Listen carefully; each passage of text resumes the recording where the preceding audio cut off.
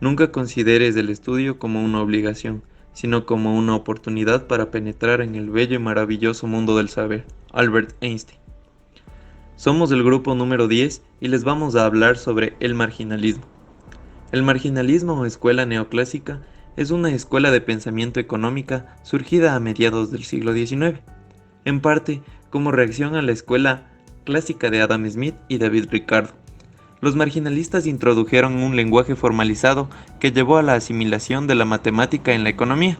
Entre otros desarrollos, el marginalismo es el responsable del individualismo metodológico que caracteriza muchos de los estudios en el área, incluso en el presente.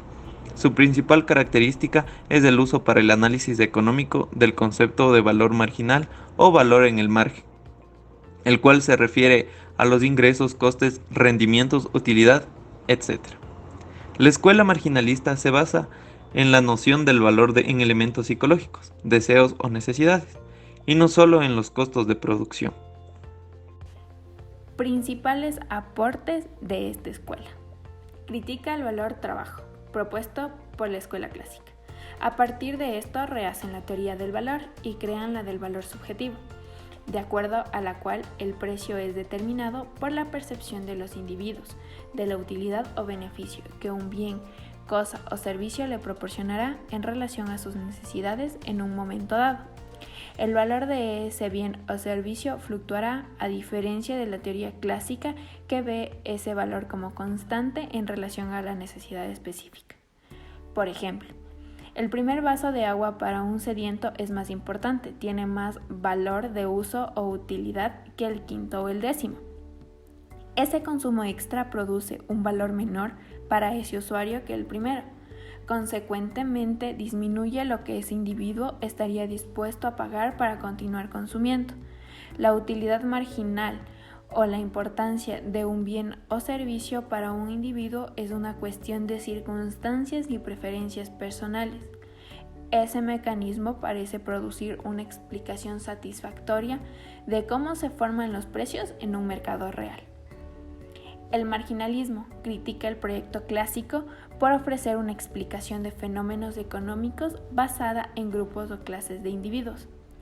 Esa crítica implica el rechazo a la percepción de que una colectividad sea un organismo autónomo, actuando por sí misma y forzando o llevando a sus integrantes a actuar de cierta manera.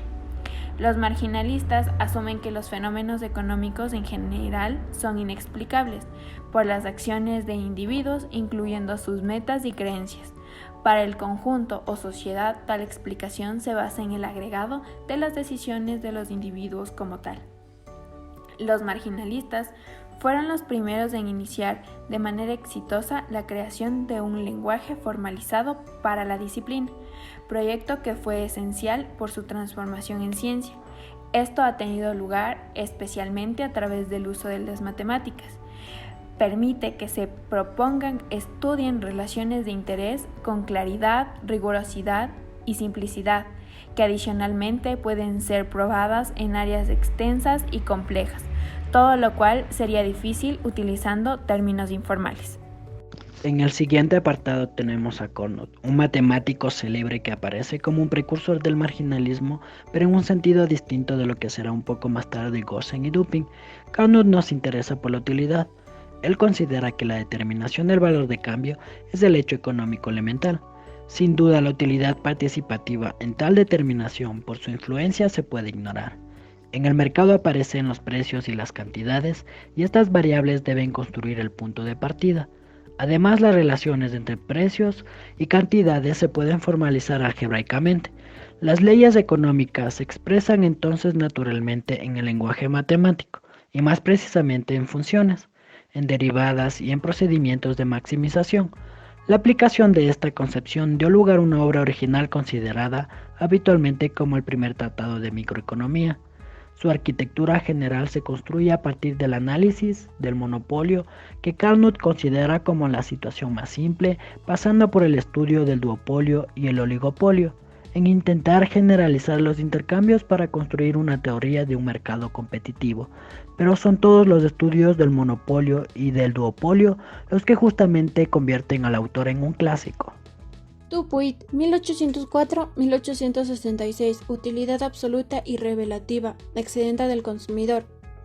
Dupuit, ingeniero francés, publica en 1844 una obra consagrada a los bienes colectivos, obra que pasa totalmente desapercibida en el momento de su publicación. En ella se encuentra un análisis de la utilidad, de la demanda y del excedente del consumidor, que convierte a su autor en un padre fundador del marginalismo. La utilidad es subjetiva, varía en función de los individuos. Se debe distinguir entre la utilidad absoluta, que es el precio que el consumidor está dispuesto a pagar por una unidad de un bien, y la utilidad relativa, que es la diferencia entre la utilidad absoluta y el precio de compra. De este modo, Dupuit enuncia la ley del decrecimiento de la utilidad marginal, que él asimila inmediatamente a una curva de demanda, ya que él escribe el precio del consumidor que está dispuesto a comprar el bien con la cantidad comprada. Estas curvas de demanda individuales se pueden agregar obteniendo una demanda global de mercado. Si S es la curva de oferta implícita, P será el precio de mercado. La utilidad absoluta a nivel agregado, la utilidad total y la utilidad relativa, todas a nivel agregado, será lo que Marshall denomina el excedente del consumidor. Otro precursor importante del marginalismo es Johann Heinrich von Thun, terrateniente alemán. En el estado aislado entre 1826 y 1850 aplica razonamientos que podemos calificar de marginalistas a una economía agrícola. Su aporte no se refiere a la teoría de utilidad, aunque implícitamente tiene una teoría subjetiva del valor. Este tema no le interesa verdaderamente. Sus contribuciones se refieren a las teorías de la producción y distribución, para lo cual utiliza constantemente el cálculo en el margen. Su teoría de la producción se aplica en el espacio geográfico y por ello von Thun justamente es considerado el padre de la economía espacial. El autor supone un estado aislado en el que la ciudad ocupa el centro de un fértil y extensa planicie y continúa sin laderas ni ríos navegables. La ciudad obtiene sus bienes de subsistencia del valle y ofrece a cambio productos manufacturados. A través de esto se realiza una pregunta: ¿cómo se organizaría entonces la producción agrícola? Esta se establecerá en círculos concéntricos alrededor de la ciudad según los costes de producción, el precio, la venta, los costes de transporte y la duración posible de conservación de los productos de transporte. Aunque este tipo de respuestas puede parecer insignificante, el razonamiento es particularmente interesante, ya que apela constantemente al cálculo en el margen. Las leyes de Wozen. El aporte de Wozen se refiere a la teoría de la utilidad. Algunas características fundamentales del marginalismo se encuentran en Wozen. Los fenómenos económicos son el juego de un conjunto de fuerzas imposibles de analizar sin la ayuda de las matemáticas. Wozen extrae una primera ley de la experiencia cotidiana. La satisfacción suplementaria obtenida del consumo de un bien disminuye progresivamente a medida que la cantidad consumida aumenta. Una segunda ley expresa el modo en que puede alcanzarse la máxima satisfacción. No se puede satisfacerse todas las necesidades hasta la saciedad. Entonces, Wozen establece que el máximo de satisfacción se obtiene cuando las satisfacciones marginales obtenidas de los diferentes bienes se igualan entre sí.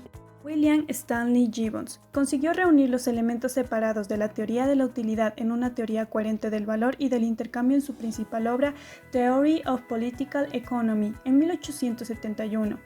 Gibbons, deliberadamente anticlásico, expresa sus ambiciones afirmando con claridad el carácter revolucionario, desde su punto de vista. Si para los clásicos el valor es objetivo y nace de la actividad económica en su conjunto, para él el valor es subjetivo y nace de la relación del individuo con sus necesidades. Pero esta revolución se inscribe en una tradición, y Gibbons se refiere explícitamente al utilitarismo a Bedman, en la que dijo: la teoría que sigue, dice, se basa completamente en el cálculo del placer y de la pena, y el objeto de la economía es maximizar la alegría comprando placer, con la menor penalidad. No me resisto a aceptar la moral utilitarista que considera que el efecto sobre la felicidad de la humanidad es el criterio de lo que es verdadero y de lo que es falso. Para cumplir sus ambiciones de felicidad, el hombre dispone de bienes útiles. La utilidad de un bien se define como la propiedad de procurar placer o de evitar un displacer, pero no se trata de una propiedad intrínseca. La utilidad es una relación y expresa la relación del hombre con las cosas. Esta relación es precisamente la satisfacción de las necesidades o la eliminación del displacer.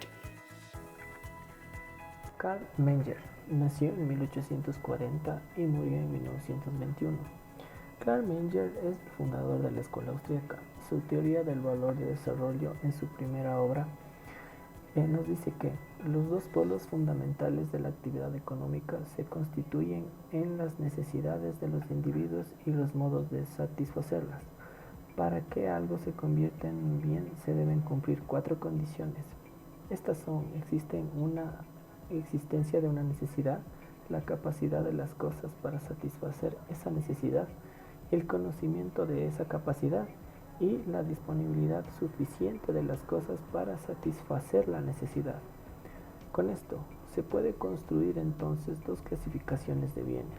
La primera clasificación de los bienes según su relación cuantitativa con respecto a las necesidades, según que su disponibilidad exceda la necesidad o no.